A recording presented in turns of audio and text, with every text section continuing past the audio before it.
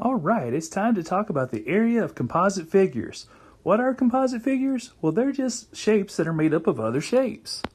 So if you notice this one, this is my lovely house.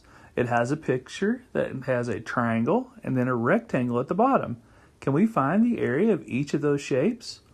Well, it'd be pretty easy to find the area of this part right here because it's just going to be 20 times 18. So whatever that is, 20 times 18, you can figure that out. Probably 360 square feet, maybe. And then look at the area of the top. Well, how do we know how tall this triangle is? Because we have to have the height.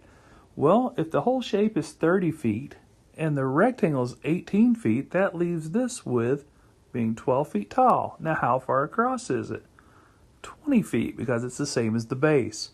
So you would do area equals 1/2, 12 times 20.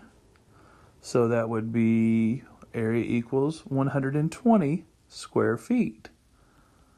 So if this area is 360 and this is 120, that makes the total area 480 square feet. You just add those two shapes together. So that should be pretty easy to figure out. Now let's look at our next one. This is my very poorly made basketball court. Let's say the lane is 8 feet wide and the total distance is 19 feet. Well, how in the world would we figure out this distance right here? Well, if half of this is 4 feet and it's a circle, then this would be 4 feet. So that makes the rest of this, from the free throw line to the baseline, 15 feet. Now, I know that's not actually right in real life. You'll have to double check that. So, area of the rectangle. Area equals 15 times 8, which that's going to be, let's see, 80 plus 40. That's going to be 120. If I got that wrong, somebody please just fix it.